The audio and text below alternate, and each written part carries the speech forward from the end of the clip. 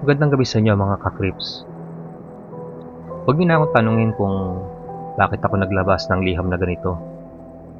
Hindi ko rin alam kung bakit ko pa sinubukang magpaliwanag. Pero pakiramdam ko, ito na lang ang natitirang paraan para mag-iwan ako ng koneksyon sa mundong ito. Para pag dumating ang point na hindi niyo na ako marinig at ang huli niyo lang makikita ay ang balita na may mysterious death na naman sa Capiz. Meron kayong file, meron kayong basis, meron kayong narrative thread na pwedeng hulihin. Hindi ako nagpapasikat. Hindi ako gumagawa ng episode pitch. Hindi ito pang content lang. Ito yung tunay. At nagsimula ang lahat nung umuwi ako sa Capiz.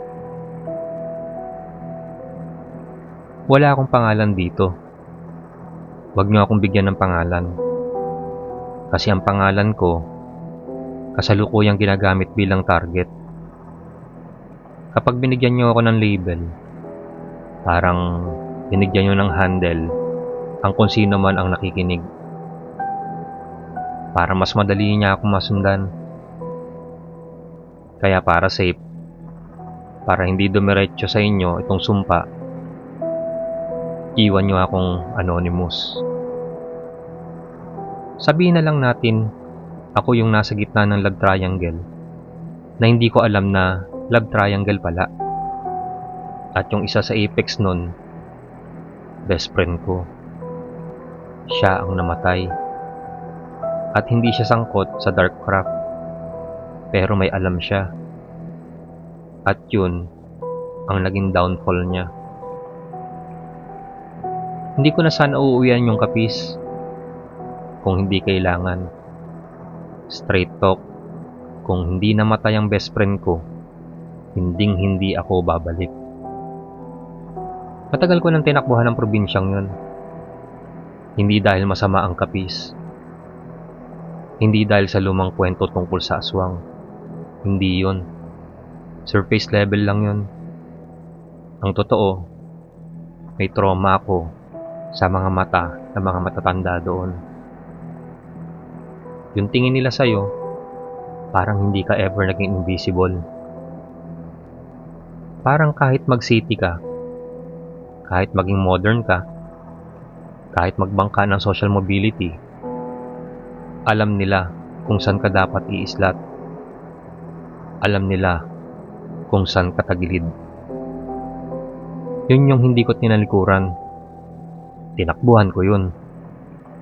Pati yung mga nanay na nakatira sa kabila ng kalsada, yung mga manang, yung mga nakaduster, yung mga nag-uusap tungkol sa herbs at dahon, pati na rin mga ugat, yung baka kailangan mo ng pangontra. Yung ganun, hindi ko ma-handle yung mga tingin nila. Kasi sa kanila, hindi ako tao. Tita lang ako.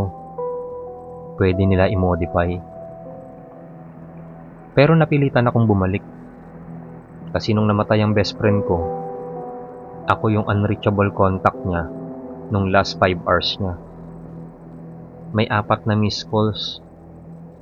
4:21 AM, 4:23 AM, 4:25 AM, at 4:30 AM. Sunod-sunod. Hindi ko nasagot. Tulog ako. Plus naka-silent pa ang phone ko. Work week noon sa city. Paggising ko, may 17 messages attempts. Tapos by 9:47 AM, meron na akong notification mula sa pinsan niya na patay na siya. At ang pinaka nakakabaliw, bago siya namatay, pinost niya ang picture naming tatlo. Ako, siya, at yung babae. At ang caption niya, minsan, kailangan mo lang maniwala. May mas masama pa sa aswang. Walang explanation. Yun yung post bago siya namatay. At ngayon, lahat nag-a-assume. Overdose, suicide, self-harm. Wag na muna tayo mag-pretend na ganun lang yun. Kasi nung dumating ako sa lamay, yung katawan niya, hindi siya mukha ng taong natulog at hindi nagising. Hindi siya typical autopsy look. Hindi rin siya accident look. May pattern sa balat niya. Hindi purple bruise. Hindi black and blue. Hindi necrotic patch. Pattern. Pattern na mukhang para siyang binutasan ng sobrang daming pako na sobrang nipis. Pero perfect symmetry. Hindi random. Hindi chaotic. Geometric. Parang may ginawa sa kanya na hindi pisikal, kundi ritual. Pagdating ko ng kapis, nagulat ang mga tao. Hindi ko alam kung nagulat sila na nandun na ako o nagulat sila na nagpakita pa ako. Kasi matagal na akong hindi nagbalik. Para silang nakakita ng lumang ghost. Yung iba uy, andito ka pala. Pero hindi masaya yung tono. Yung iba uy, nandito ka pala. Pero nakayuko ang ulo nila. Yung iba, hindi ako binati. May tihim, may ingay, ingay ng secrets. At sa loob-loob ko, naramdaman ko kaagad, hindi ito ordinaryong lamay. May mga taong hindi dapat nandun, pero nandun. Mga hindi ko kilala, mga hindi ko nakikita ever in my life. Pero yung tingin nila, direct but not personal. Parang hindi nila ako tinitignan as tao, kundi parang ini-inspect nila kung anong epekto na nangyayari sa akin ngayon. I'll say it straight. May mga mangkukulam sa loob ng lamay. Not in cosplay, not in stereotype. Yung presence ang naramdaman ko. Hindi ko alam kung bakit hindi sila nagtatago.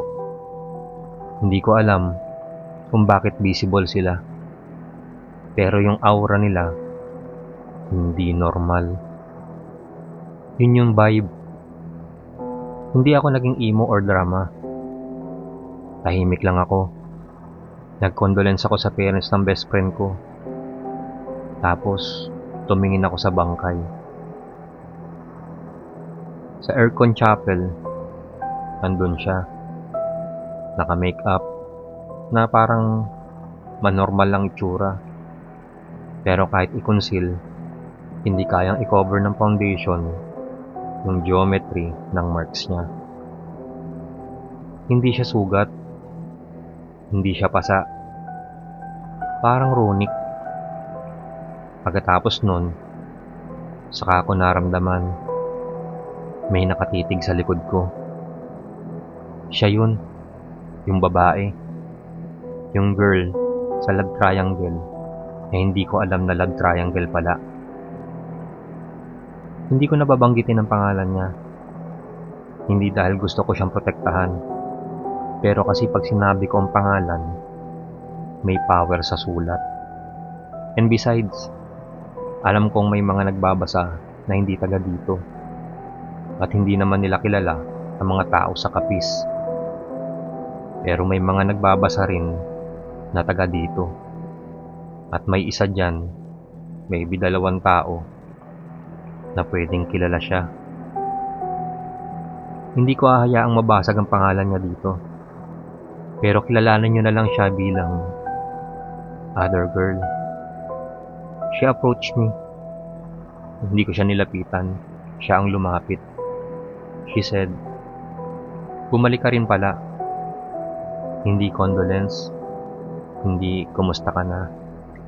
Just, bumalik ka rin pala. Parang expected niyang darating ako eventually sa stage na to. Parang parte ng sequence. At unti-unti, doon ko naramdaman, this wasn't sudden. This wasn't random. This was scheduled. Alam ko weird pakinggan pero parang may progression. Nasa lamay ako that first night. At ang pinaka-unusual is, wala akong nakitang prayer leader. Wala akong narinig na rosary proper. Para akong napunta sa lamay, pero hindi Catholic vibe. More like community gathering. Pero hindi ko makuwang ma-articulate kung ano yun. Basta may weird tension sa hangin. Habang nakaupo ako, ramdam ko yung lamig ng aircon chapel. Pero at the back of my neck, may mainit. Parang may humihinga papalapit sa bato ko. Pero paglingon ko, walang tao. Kasunod nun, lumapit yung isang matandang babae. Hindi ko alam kung relative, pero lumapit siya at sinabihan ako, "Huwag kang magtagal dito, anak." Hindi ko siya kilala. Sino siya? Hindi ko alam. Pero yung mga mata niya, napuno ng takot. Hindi sa akin, kundi para sa akin. Tapos, nung lumayo siya, lumapit yung other girl sa akin. Yung ex, yung third point, yung secret apex ng triangle. Pero hindi niya ako tinawag sa pangalan. Instead, bumulong siya. Ngayon naiintindihan mo na. Ganun, walang introduction, walang condolences, walang apology, no empathy. Walang simpleng, I'm sorry na wala siya. Wala. Just that. Para bang matagal niyang hinihintay maabot ng stage na to. Para bang matagal na itong sequence. Para bang hindi siya nagulat sa pagkamatay. Para bang expected. And then I realize, hindi siya umiiyak. Siya yung pinaka hindi affected sa lamay ng lalaking nagmamahal sa kanya. I only found out later, more deeply than I ever realized. At doon ako first time kinilabutan that night. Kasi naramdaman ko na may away na nangyari na hindi ko nasaksihan. At hindi siya typical love rivalry. Hindi siya typical jealousy. Hindi siya typical heartbreak. Ang mga tao sa paligid namin, pinapanood kaming dalawa. Para bang may spectators. Para bang may invisible arena. Para bang may ritual na nakalayer underneath ng lamay. Pagkatapos nun, humakbang siya closer. At sobrang tahimik niyang sinabi, sa pagbalik mo, ikaw na yung next. Hindi niya sinabi as threat. Sinabi niya as fact. Parang forecast. At tumalikod siya. Lumayo siya. Diretso. Hindi lumingon. At ng oras na yon, may sumalo sa kamay ko. Matandang lalaki. Hindi ko siya kilala. Pero yung mga mata niya, watery. Parang nagsising repentant old man. Parang may alam siya. Parang may guilt siya. At ang sabi niya lang, "Anak, pagpagin mo ang paa mo bago pumasok sa kwarto mo mamaya. At huwag kang magdadala ng kahit anong labas papasok sa tulugan mo." Tapos nag-walk out siya from chapel. Iniwan ako. Iniwan ako full of cryptic warnings. At alam ko, may protocol, may rules, may guidelines, may invisible playbook. Pero hindi ko alam ang rules. Hindi ko alam kung ano ang sinusunod nila. At yung best friend ko, siya pala dapat ang mag-hand over ng info sa akin. Pero namatay siya bago pa niya mapas yung warnings. So ngayon, ako yung fresh target. Pero walang briefing. Mga ka-creeps, hindi ako nagsasalita metaphorical. Literal. Kinagabihan, pagbalik ko sa kwarto ko sa ancestral house, naamoy ko kaagad yung gamot. Hindi ko alam kung anong mixture. Pero may combination ng tuyong dahon, maanghang na herb, at parang suka na merong dugo. Hindi ko alam kung saan galing. Pero ang pinakamasama, may nakita akong maliit na supot nakasabit sa ilalim ng handle ng bintana. Maliit. Kutob ko pang kabayo. Pero yung parang dried pouch ng animal organ. Nakadikit sa bintana mula sa labas. Hindi galing sa loob. Pagtanggal ko, may laman. At sa loob, may mga buhok. Dark hair. Buhok ng lalaki. Hindi ako nagpanik nung nakita ko yung maliit na supot na may buhok. Siguro dahil yung utak ko ayaw patanggapin yung concept na literal na barang yung kaharap ko. Ang unang instinct ko ay isipin na baka prank, baka may nangiinis. Pero sino? Sino ang gagawa ng ganitong klaseng joke sa gitna ng lamay ng best friend ko? Tsaka bakit buhok? Bakit may buhok ng lalaki? May gumapang nakilabot sa likod ng batok ko. Yung parang microneedle sa balat. Yung parang may bubukas na something sa skin ko. May sinabi yung matanda, di ba? Yung sa lamay, pagpagin mo ang paa mo. Kaya ginawa ko. Nagpagpag ako ng paa. Like, literal.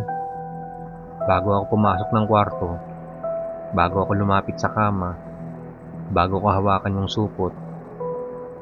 At dito nagsimula yung slow burn ng takot ko. Nung pagpagpag ko ng mga paa ko sa mismong sahig, may narinig akong mahinang pagtawa. Galing sa labas ng bintana. Hindi hysterical na pagtawa. Hindi rin high pitch. Parang tawa ng isang babae na walang pakialam kung may makarinig. Parang, ngayon tingnan natin. Hindi ko nakita kung sino yon, pero narinig ko. Pagkagat ng 11:30 PM, nag-decide ako na hindi ko itatago ang nakita ko. Sinend ko yung picture sa city friend ko, kabarkada na hindi taga-Capiz. Pero bago pa masend successfully, biglang nag-freeze yung phone ko. Ayaw mag-send. Kahit 4G full bars. Naka-airplane mode ba ako? Hindi. Gumagana ba messenger? Oo. Pero yung isang photo na yun, ayaw mag-send. As in block. Parang hindi allowed. Doon ko unang na-realize, may nagbablock ba ng transmission ng evidence? Hindi ko alam kung sino. Pero hindi ito simpleng physical course. May kasama itong information control. Kinabukasan, tanghali, bumalik ako sa lamay. Pero ngayon, mas intense ang tingin sa akin ng mga tao. Parang may nanonood sa akin from every corner. Parang may charting ng every movement ko. Parang may record. Sa entrance, bumungad ulit yung other girl. Nakaupo siya sa bench. Nagkakape. Nakangiti siya nung nakita niya ako. Hindi malambing. Hindi flirt. More like, oh, progress na pala. Gusto ko siyang kumprontahin. Pero may bumara sa throat ko. Hindi ko alam kung takot o galit o hiya. at hindi ako nakapagsalita. Siya ang nauna. Bakit ka nagpagpag kagabi? Boom! Ganun ka direct. Paano niya nalaman? Paano niya nalaman ang ginawa ko sa loob ng kwarto ko? Hindi ko siya sinagot. Ngumisi siya. Nasa kalagitnaan ka na, pero wala ka pa ring idea kung sino ang gumagalaw. Tapos bumulong siya. Clue, hindi ako. Tapos tumayo siya. Iniwan niya yung tasa. Nag-walk out papunta sa loob ng chapel. At ng oras na yun, nilamon ako ng takot. Kasi ibig sabihin, may third entity. Hindi siya, hindi ako, hindi yung best friend ko na namatay na. May iba. At yun ang silent operator ng sumpa. Pagbalik ko sa loob ng lamay, may unusual na nangyari. Yung parents ng best friend ko, bigla akong tinawag privately sa isang kwarto sa tabi ng kitchen ng chapel. Doon naglalagay ng hot water, kape, at kung ano-ano pa. Sabi nila, "Anak, may iniwan siya para sa'yo." Yung nanay niya, umiiyak. Yung tatay niya, nasa gilid. Hindi makatingin ng diretso sa mata ko. May nilabas silang maliit na papel. Nakatupi. May sulat kamay ng best friend ko. Pero hindi sulat. Listahan ng mga bagay-bagay. Ang mga nakasulat, bawang, luya, asin, langis, panggamot. At sa ibaba ng list, may naka-underline, huwag kang magpapaabot ng 3 gabi. Yun lang, walang explanation, pero obviously, parang instruction set. Yung nanay, umiyak bigla. "Anak, hindi ko alam kung bakit dapat ikaw ang makabasa nito." Yung tatay, tumingin saglit. Wala siyang sinabi, pero bago siya namatay, paulit-ulit niyang minamambol na sabihin niyo sa kanya, huwag niya hintayin ang 3 gabi. Nasa unang gabi pa lang ako, and yet, pinag-uusapan na kaagad ang 3 gabi. Gusto kong itanong, bakit pangontra ang binigay niya? Bakit ganito ang list? Pero hindi ko nasabi. Kasi biglang pumasok si other girl. At yung parents ng best friend ko, parehas lumabas. Parang automatic, parang scripted, parang protocol. Iniwan kaming dalawa sa isang maliit na space. Tumingin siya sa akin. Tapos inabot niya yung maliit na pouch. Same size ng pouch na nakita ko sa bintana kagabi. Pero iba ang material. Parang gawa sa manipis na balat. Pero hindi dried organ. Sabi niya, "Alam mo ba kung ano yan?" Sabi ko, "Hindi." "Hindi mo ba kayang amuyin? Yan yung panggamot. Pinagamit sa kanya yan nung unang attack niya. Pero hindi niya sinunod ang mga dapat gawin." Tinanong ko, "Anong nangyari?" Sabi niya, tulog pa siya, pero hindi siya protektado. Tinitigan niya ako ng diretsyo. At namatay sa 2 gabi. And then she leaned in, parang may hinihinayang.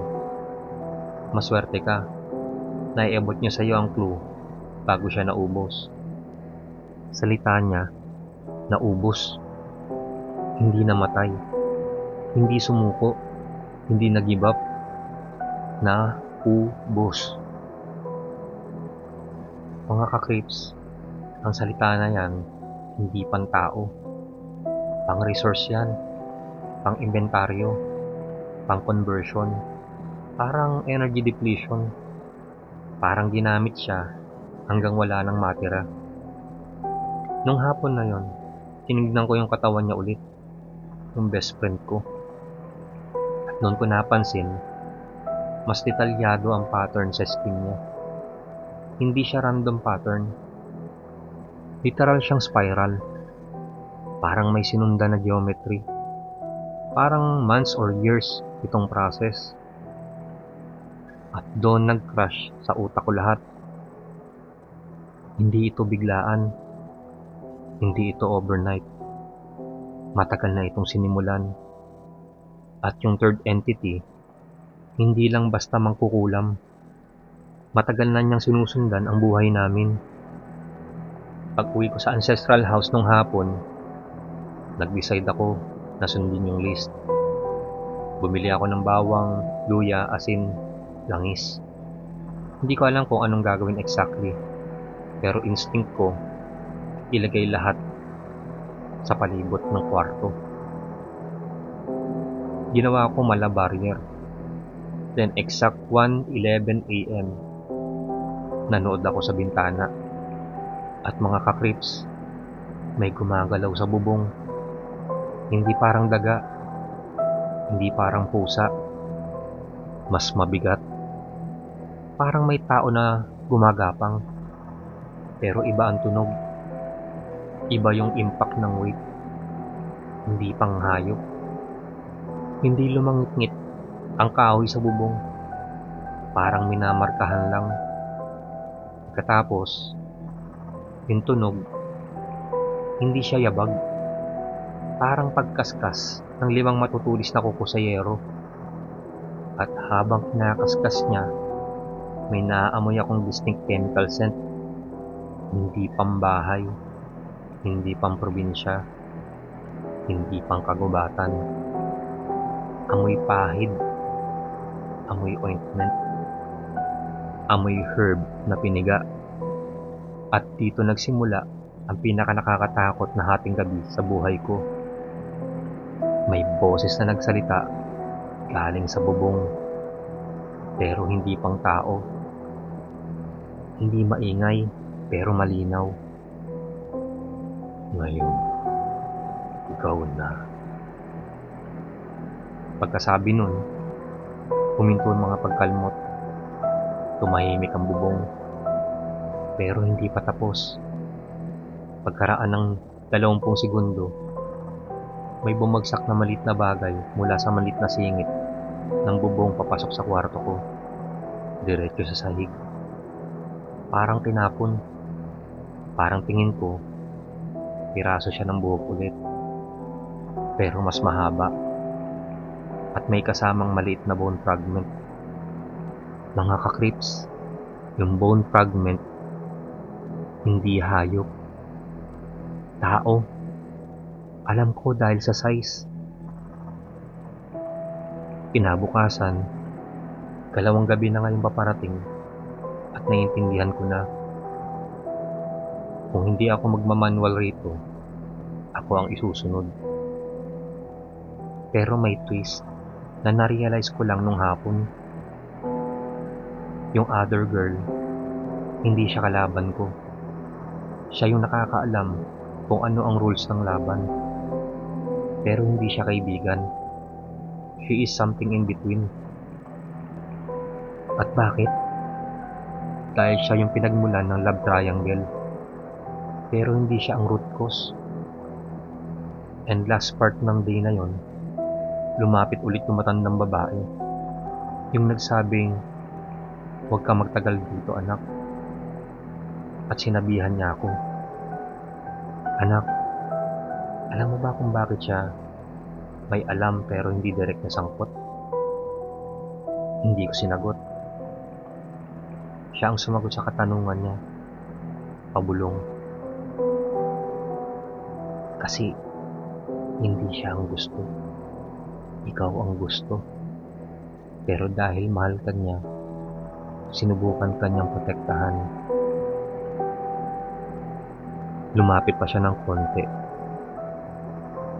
At ngayon, Meron ka na lang kulang 30 oras bago ang ikatlong gabi. Sa puntong ito, kani-kanina lang, late afternoon, nagsimula akong kapusin ng hininga. Parang may dumadagan sa dibdib ko.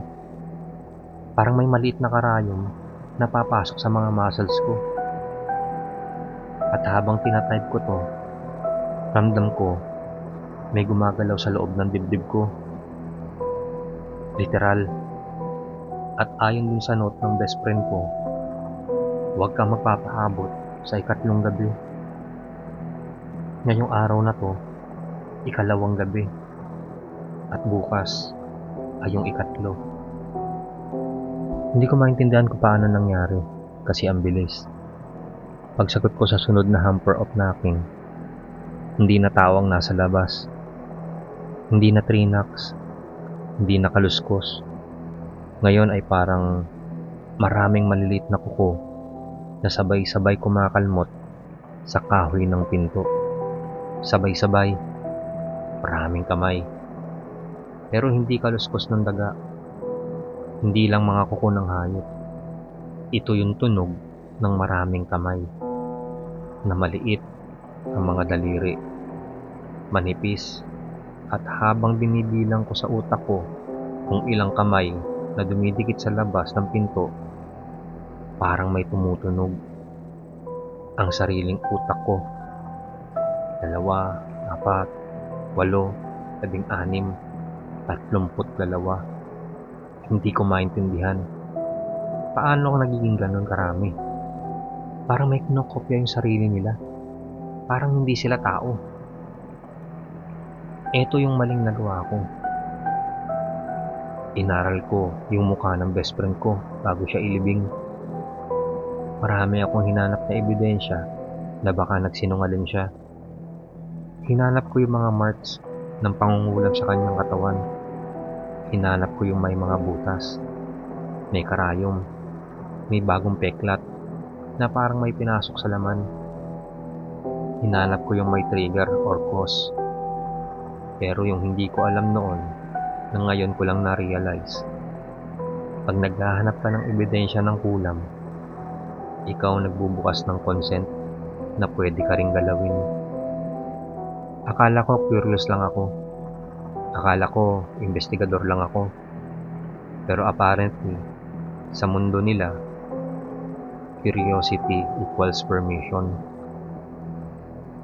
Sa kapis, hindi ang pinakadelikado yung takdang gabi. Ang pinakadelikado ay yung oras ng antayin yung between intent and doubt. Kasi doon pumapasok ang mga langlaw. Yun yung tawag sa kanila dito. Creatures na mas matanda pa sa salitang aswang. Hindi sila lumilipad. Hindi sila nagiging tik-tik. Hindi sila nabubusog sa dugo. Nagpupunla sila ng doubt seed sa utak mo. Yun ang pagkain nila. Hindi mo sila makikita. Hindi sila magpaparamdam in a way na obvious. Magdudugtong sila ng pattern na akala mo ikaw ang nakaka-discover. Magbubukas sila ng memory na akala mo ikaw ang nakaka-review. Magbibigay ng mga detalye na akala mo naalala mo lang. Pero ang katotohanan, sila ang naglalagay ng memory. Akala ko nagiging smart ako, pero hindi pala ako ang nag-i-investigate. Ginagamit pala nila ang utak ko para gumawa ng narrative. Kaya pala yung best friend ko, bago siya namatay, umiwas siya makipag-argument sa akin tungkol dyan.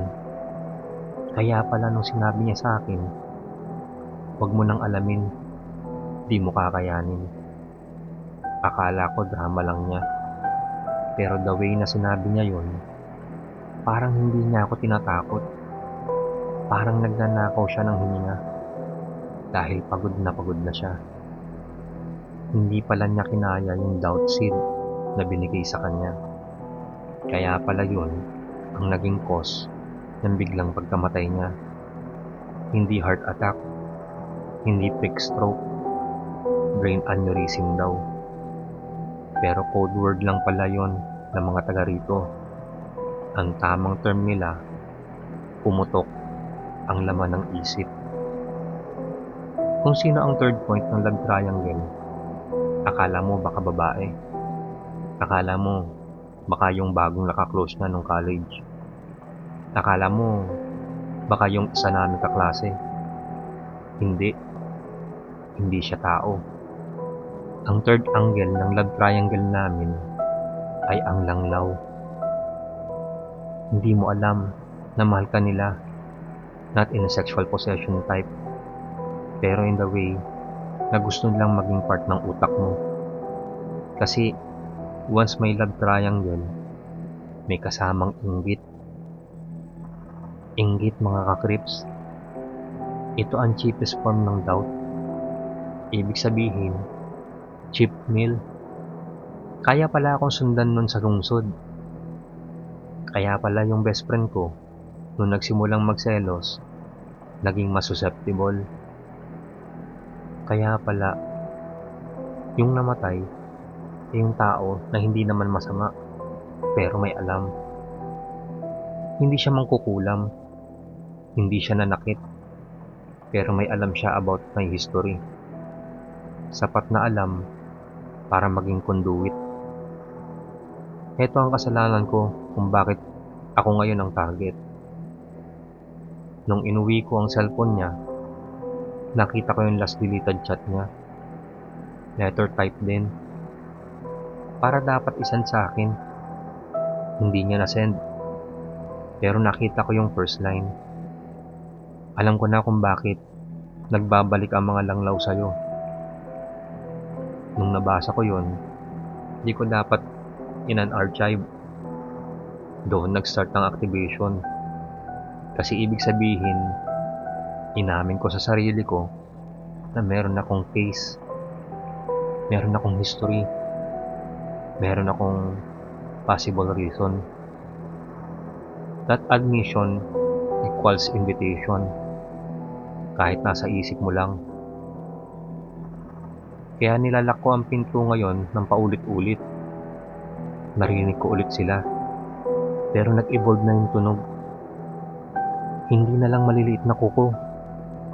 May kasamang tunog ng mga pangil na kumakaskas sa kahoy na parang tinatansya ang density ng pinto na sinasaraduhan ko. Pinagdikit ko ang 2 mesa sa likod ng pinto. May nakapatong na mabibigat na sako ng bigas. Nilagyan ko pa ng 2 silya na nakadiagonal. Pero alam ko, hindi physical entry ang habol nila. Hinihintay lang nila yung moment na pagod na yung utak ko. Nauutusan nila ako na buksan ko ang pinto. Ako mismo. At pag binuksan ko yon, hindi sila papasok sa loob ng bahay. Papasok sila sa loob ng utak ko. Mga ka-creeps, kung napapakinggan nyo to, I need you to be extremely careful. Kasi may isa pa akong napansin. Habang sinusulat ko to, habang pinapakinggan ko yung rhythm ng boses nila sa labas, napansin ko, mas lumalakas tuwing tumitigil ako magsulat. Kaya pala, kaya nilang patulugin yung best friend ko noon. Hindi sila nag-force entry. Pinatulog nila yung utak para maging vulnerable. Ang langlaw ay predator ng idle brain. Kaya kailangan hindi ako patigil-tigil. Kailangan tuloy-tuloy. Pero ito yung problema. Napapagod na ako. At pag huminto ako mag-type, baka yun yung idle moment na hinihintay nila.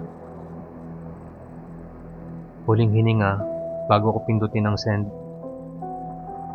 Mga ka-creeps, pag hindi na ako nakapag-reply after this, huwag nyo i-assume na safe ako.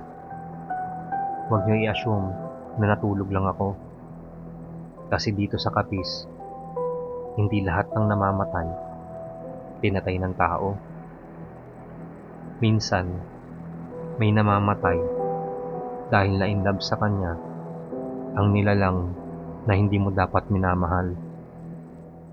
At mas lalo nakamamatay kung nagustuhan mo rin silang mahalin pabalik.